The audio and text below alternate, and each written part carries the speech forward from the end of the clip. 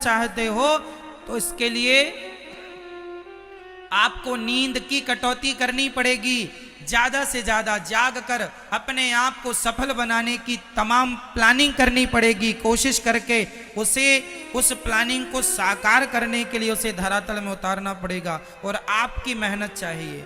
आप यदि मेहनत करने को तैयार हैं तो आपकी सक्सेस को कोई नहीं रोक सकता। आज लोग सक्सेस क्यों नहीं है? आज पढ़े लिखे इंजीनियर टॉप डिग्री लिए घूम रहे हैं, महाराज जी कोई काम नहीं है। अरे भाई ये बताओ तुम्हें काम करना ही क्यों है? नौकरी, महाराज जी नौकरी नहीं मिल रही, तुम्हें नौकरी क्यों करना है ये बताओ ना। तुम इतने पढ़े लिखे हो, लाखों रुपए पढ़ाई में तुमने लगाया, तुम बड़ी बुद्धि वाले हो, तुम्हारी बुद्धि सबसे तेज चलती है, तो नौकरी लेकर क्या करोगे? अरे नौकरी लेने वाले नहीं, अब तो नौकरी देने वाला बनना है। सबको नौकरियां दीजिए। सक्सेस कैसे मिलेगी आपको? उसके लिए आपको अपने दिमाग की भी एक्सरसाइज करनी पड़ेगी, ये लगाना पड़ेगा। बैठे बैठे देखो रोटियां तो नौकरी करने वालों को मिल ही जाती हैं। जंगल का शेर और सर्कस के शेर दोनों में जरा सा ही अंतर है। सर्कस के शेर को बिना मेहनत की रोटियां मिल जाती हैं, क्योंकि समय पे मालिक आता है, टुकड़े देकर चला जाता है। यह सर्कस का शेर है। पर जंगल के शेर को अपनी भोजन की व्यवस्था के लिए दौड़ना पड़ता है, पसीना बहाना पड़ता है। यदि आप पसीना बहाने को तैयार हैं तो आप सक्सेस होके रहेंगे, नहीं तो फिर टुकड़ों से तो गुजारा हो ही रहा है सर्कस के शेर की तरह। फिर तो नौकरी कहीं ना कहीं मिल ही जाएगी, 10,000 20,000 25,000 की। क्यों? तो जंगल का शेर बनना पसंद करोगे कि सर्कस का? बोलो मेरे भाई, कौन सा? जंगल का। तो जंगल का शेर बनने के लिए क्या चाहिए? मेहनत चाहिए, पसीना चाहिए। कितना पसीना बहा सकते हो बताओ? आप में से गर्मी किस किस को लगती है? हाथ उठाओ, गर्मी किस किस को लगती है? उठाओ। गर्मी लगती है? ये बूढ़ी मैया है, अब तो हाथ ना उठाओ। अब तो गर्मी लगती है बुढ़ापे में। हम तो नौजवान भाइयों से कह रहे हैं, यदि तुम्हें गर्मी लगती है तो फिर तुम सक्सेस नहीं हो पाओगे। जवानी में 20 साल से लेकर 30 साल के छोरे को गर्मी लगे ना सर्दी, ना गर्मी गर्मी सी लगे, ना सर्दी सर्दी सी लगे, ना बारिश बारिश सी लगे, फिर देखो आप चांद और तारों की तरह ना चमकें तो कह देना मैंने अपने जीवन में कब गर्मी आई कब चली गई, कब सर्दी आई कब चली गई, कब बारिश आई कब चली गई, मुझे पता ही नहीं चलता कौन सा मौसम आ गया। मुझे तो ये पता रहता है कि आज कथा का तीसरा दिन है कि कथा का चौथा दिन है। ये पता है कि आज कथा का तीसरा दिन है। मुझे ये भी नहीं पता कि आज तारीख क्या है। मुझे ये भी नहीं पता कि आज दिन गुरुवार है कि मंगलवार है। मुझे ये पता है कि आज कथा का तीसरा दिन है, बस। ना मुझे सर्दी से लेना, ना गर्मी से लेना, ना बारिश से कोई लेना देना।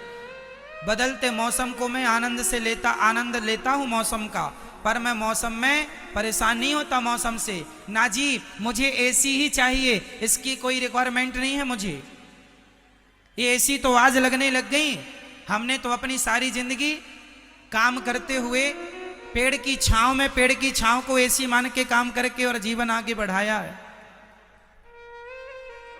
हमने ज्यादा सुखमय जीवन नहीं जिया, अपने जीवन में ज्यादा सुख को प्रवेश नहीं किया। ज्यादा सुख से ना व्यक्ति सुख का आदी हो जाता है और उससे वो कमजोर हो जाता है।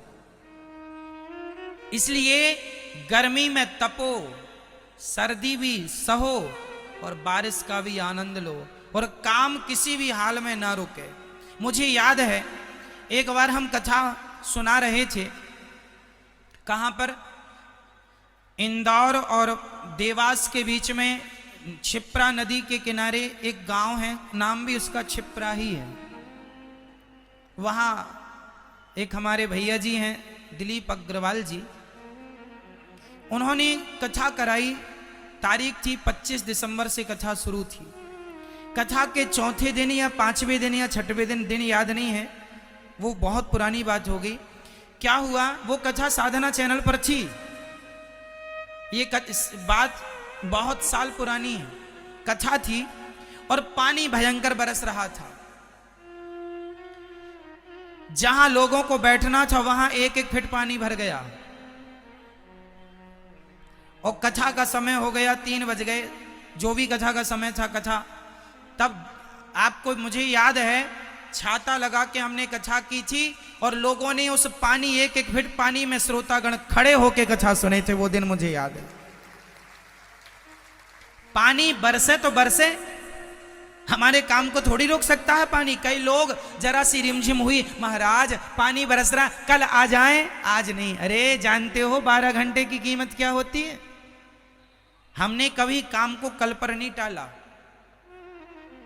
हमने कभी काम को कल पर कि चलो जी आज पानी बरस रहा है, कैसे होगा।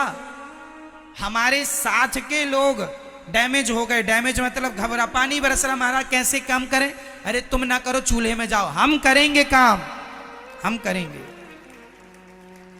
कई लोगों को ना पूरी सुविधा मिले तो ही काम करते हैं। उनकी सुविधा में जरा सा ऊंच नीच हो जाए, अरे महाराज हमें तो पूरी व्यवस्था। हम तो लोगों के यहाँ जब कथा सुनाने जाते थे ऐसी ऐसी व्यवस्थाएं मिलती थी। कई बार तो हमें लोटा लेके शौच करने के लिए बाहर जाना पड़ता था। नहाने वहीं कथा होने वाली थी, वहीं नल लगा था, वहीं नहाना पड़ता, नहा के फिर जाओ, क्योंकि कोई अटैच व्यवस्था नहीं थी। गांव गांव में कथा सुनाने जाते थे, बिजली की व्यवस्था नहीं थी। गर्मी भयंकर, 9 तपा में एक बार हमें याद है कि 9 तपा चल रहे थे और एक जगह हम कथा में गए। उन्होंने कहा महाराज जी आपको कथा सुनाने आना है। हम उनका आग्रह टाल ना पाए, कथा सुनाने उनके गांव में गए। उनके गांव में कोई बिजली नहीं और उन्होंने रुकने की व्यवस्था हमारी कहाँ की। वो मंदिर में, मंदिर होता है ना, मंदिर के ऊपर जो ऊपर गुम्मज होती है, तो उनने छत बना रखा था, तो नीचे तो भगवान थे, ऊपर जरा सी गुम्मज निकली थी, मतलब पूरा खड़ा नहीं हो सकता आदमी। वो जरा सी जगह थी, वहां हम लोगों को 5 लोगों को रुकाया एक जगह। वहां मतलब हम पूरे खड़े भी नहीं हो पाते थे। खड़े होए तो वो गुम्मज लगे। वहां रुकने की व्यवस्था की यजमान जी ने, और उस हाल में भी हमने वहां रुककर कभी किसी से कोई शिकायत नहीं की। हम तो ये कह रहे हैं कि हमारे जीवन में भी उतार चढ़ाव के दिन बहुत आए हैं। हमने भी हर परिस्थितियों का सामना किया है। हम ये नहीं कि अब व्यवस्था ऐसी मिलेंगी तो ही काम करेंगे, ना जी, हम तो काम करेंगे, व्यवस्था मिले ना मिले। हम व्यवस्था के पीछे काम नहीं रोकते। कई लोग व्यवस्था ना मिले तो काम रोक देते। नहीं जी, काम काम होगा, व्यवस्थाएं रहें ना रहें,